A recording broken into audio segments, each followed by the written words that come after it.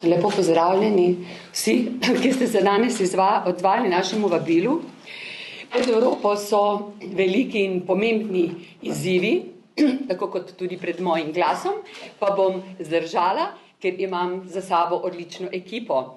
Torej, včeraj je izvršilni odbor Nove Slovenije na predlog predsednika potrdil listo, ki bo letos kandidirala za Evropski parlament. Kot sem že rekla na začetku, pred Evropo in tudi s tem pred Slovenijo so pomembni izzivi in mi smo izbrali ljudi, ki bojo na te izzive znali pravilno odgovoriti.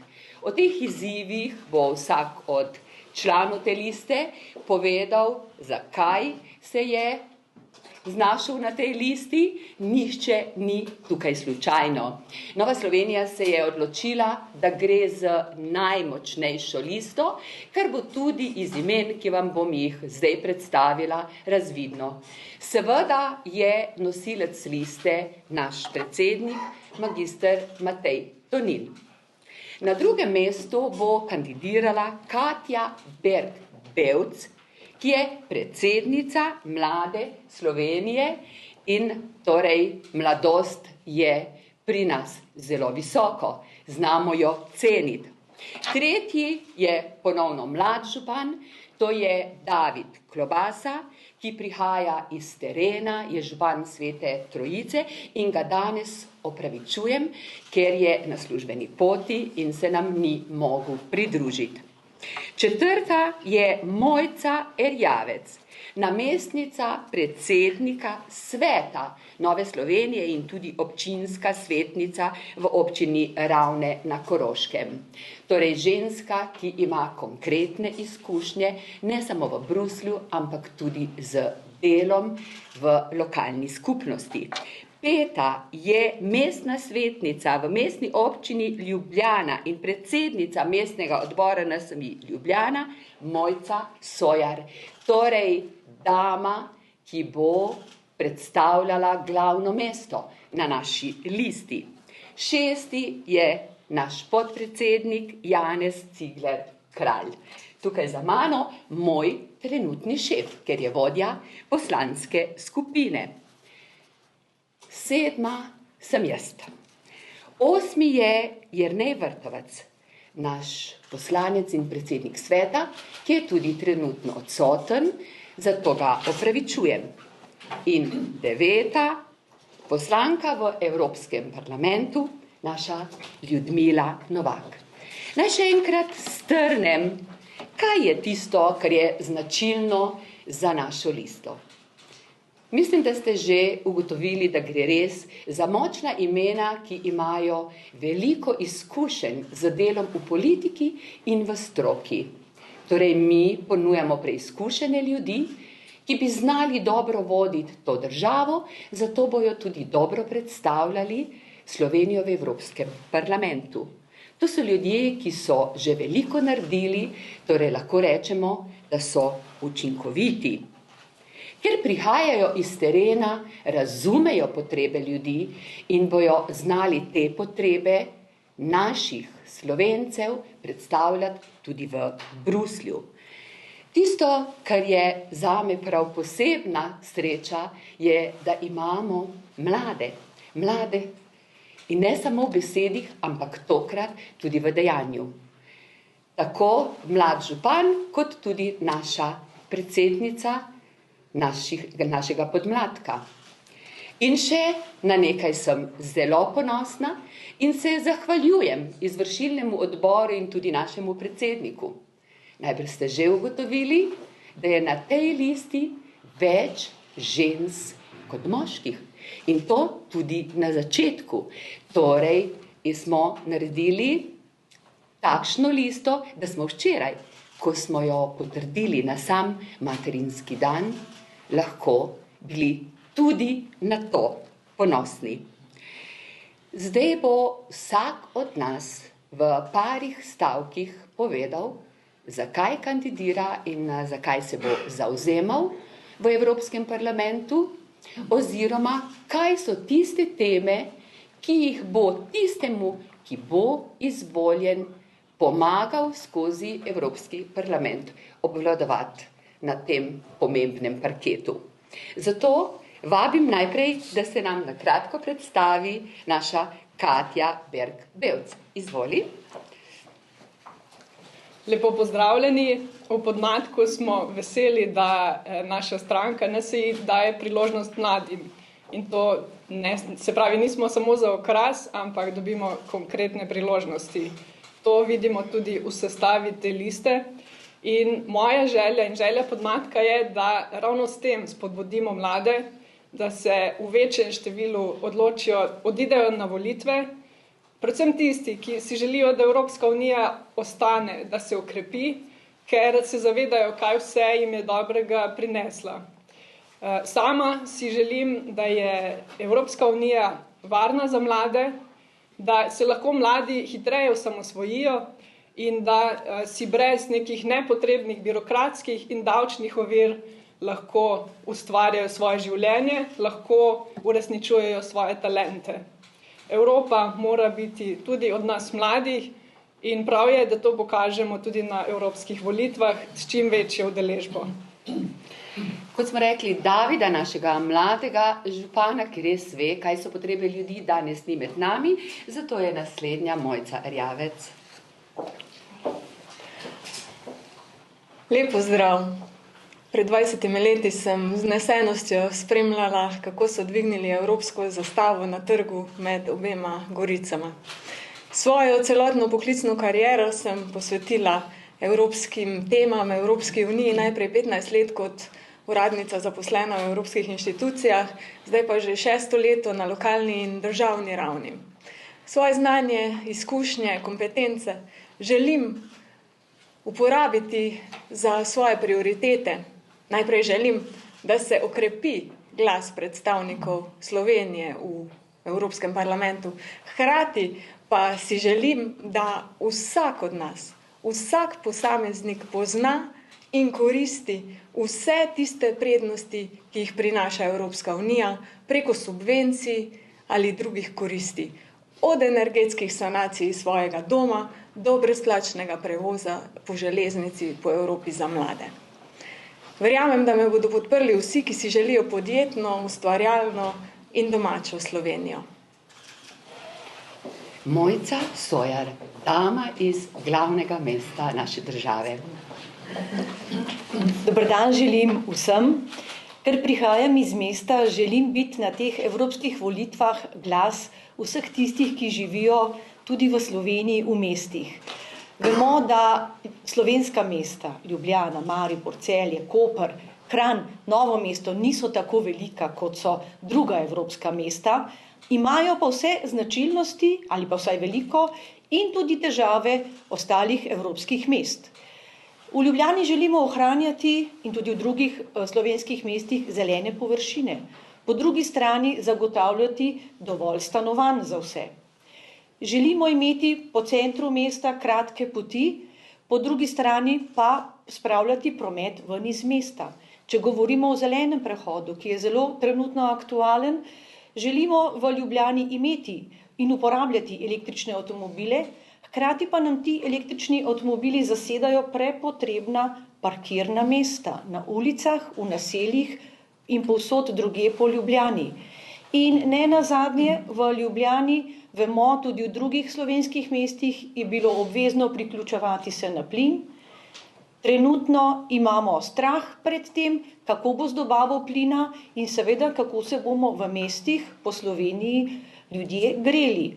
Vse to so in še mnoge druge teme, ki so v mestih nekako bolj izrazite in upam, da me bodo pri moji kandidaturi, ki sem jo sprejela z največjim veseljem, podprli meščani, ker se bom res trudila, da bi se tudi vse te stvari, aktualne in težave v mestih v Sloveniji in tudi v Evropi čim boljše in čim hitreje razreševale. Hvala lepa. Janez Cigler Kralj, tisti, ki vodi našo poslansko skupino. Izvoli. Hvala lepa, Vida, dober dan vsem. Želim pomagati Novi Sloveniji in listi Nove Slovenije, da bomo dosegli vsi skupaj čim boljši rezultat. Ko je pred 20 leti Slovenija vstopila v Evropsko unijo, je dr. Andrej Bajuk, nekdanji predsednik naše stranke, rekel, Slovenija se je vrnila nazaj domov. In doma, še posebej, če je tam veliko ljudi, je treba biti včasih glasen v svojih predlogih in zahtevah. In taki bomo ljudje z kandidatne liste Nove Slovenije, tudi sam. Pri svojem delu bi se rad osredotočil na trg dela, zaposlovanje in socialne zadeve. Nagovarjal bom vse, ki jih zanima in ki jih skrbi, da bodo delavci po vsej Evropski uniji, tudi v Sloveniji, za pravično dobro delo dobili pravično plačilo, in pa vse, ki jih skrbi to, da bo Evropa ostala solidarna, ampak pravično solidarna in pravično socialna. Na 7.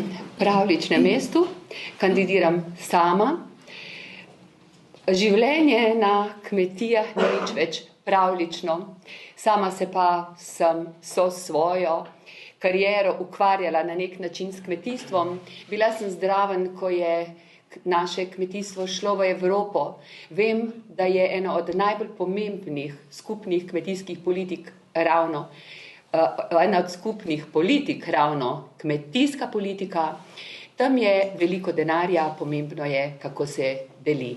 Trenutno imajo kmetje zelo veliko težav, opozorila bi na tiste, ki so najbolj pereče, to je gotovo vse večja administracija, vse večje obremenjevanje kmetov z okoljskimi predpisi in seveda na nek način tudi trg, ki se odpira za hrano izven Evrope in je treba biti pri tem zelo pozoren.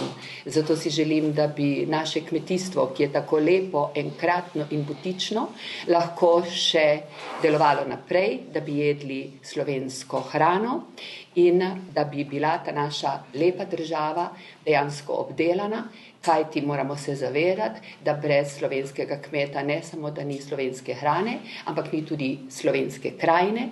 Kdorkoli bo od nas izvoljen v Evropski parlament, bom ga vedno znova spominjala, kaj so želje, zahteve in pogoji za kmetovanje v naši prelepi Sloveniji.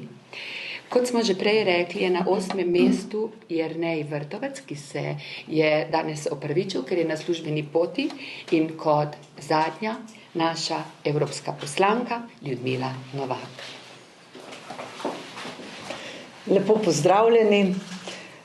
Ponosna sem in vesela, da sem bila 2-krat izvoljena v Evropski parlament in da sem v tem času lahko videla razlike med tistim prvim mandatom in sedanjim. V leta 2004 je bilo 10 novih članic. Rekli smo, da je Evropa zadihala z obema kriloma pljuč. Bilo je veliko navdušenja, veselja, Slovenci smo bili ponosni, ker smo prvi predsedovali, prvi sprejeli evro, Evropa nas je odkrivala. Torej, bilo je veliko optimizma. V tem mandatu pa opažam, da je veliko več populizma. In zaradi tega ni vseeno, v katero smer bo šla Evropa v prihodnosti. Ali bo še naprej trdna zveza solidarnosti, ohranjanja miru, sodelovanja, demokracije, spoštovanja prava, človekovih pravic, ali bodo prevladali populisti, ki delujejo bolj ali manj razdiralno, egoistično in ne delajo za dobro Evrope in evropskih državljanov. Zato so te volitve na nek način izredno pomembne, kajti Evropa je ne samo pred vremenskimi izzivi, ampak tudi pred globalnimi izzivi, zato je zelo pomembno, da čim bolj govori z enim glasom in čim bolj skupaj rešuje notranje probleme in tudi probleme, ki se pojavljajo globalno.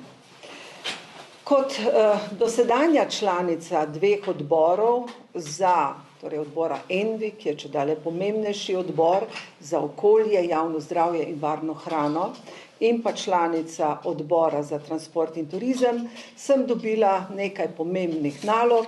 bila sem poročevalka za Evropsko ljudsko stranko, za eno direktivo, ki je pravkar v sprejemanju, to je direktiva o spremljanju tal in je nekaj podobnega kot direktiva o vodi in o zraku. Saj vemo, da so tla izredno pomembna za kakovostno hrano, za zdravo življenje, za zdravje in tukaj se krešejo mnenja.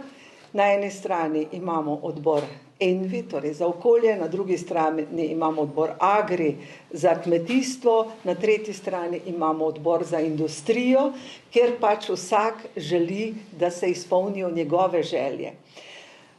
Kot članica Nove Slovenije in Evropske ljudske stranke sem se vedno zavzemala za razumne rešitve.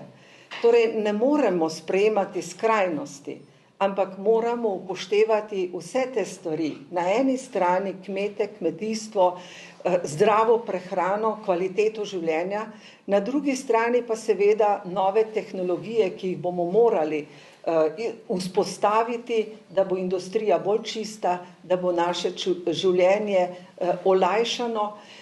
In pa na tretji strani pa seveda, da čim bolj varujemo okolje oziroma zmanjšamo vse tisto, kar smo prizadeli naravi, kar je škodljivo.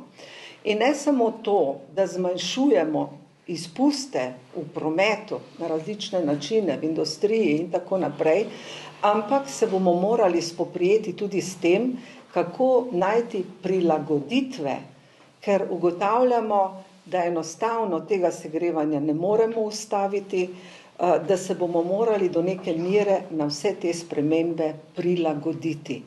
In o tem se vedno pogosteje govori, seveda verjamemo, upamo v nove tehnologije, v razvoj in tako naprej. In s svojimi dosedanjimi izkušnjami, tudi s pridobljenim zaupanjem znotraj politične skupine in parlamentu, menim, da bi lahko tudi v prihodnje dobro uresničevala vlogo, funkcijo evropske poslanke. Ampak kakorkoli, hvaležna sem, da sem bila lahko dvakrat evropska poslanka, da sem zastopala slovenske državljane v Evropskem parlamentu in konec koncev vrstni red na evropskih listah ni tako zelo pomemben, saj s preferenčnimi glasovi volivci postavijo končni vrstni red. Lista Nova Slovenija je močna, vsak izmed nas ima bogate izkušnje, vsak izmed nas bi lahko bil odličen poslanec v Evropskem parlamentu, tako da podpiram to našo listo in sem prepričana, da poslanci iz vrst Nove Slovenije v Evropskem parlamentu, v Evropski ljudski stranki predstavljajo tudi neko ravnovesje slovenskih predstavnikov znotraj EPP-ja. Zato se mi zdi še kako pomembno, da Nova Slovenija dobi čim več glasov in da s tem tudi okrepimo Evropsko ljudsko stranko v Evropskem parlamentu. Hvala. Hvala.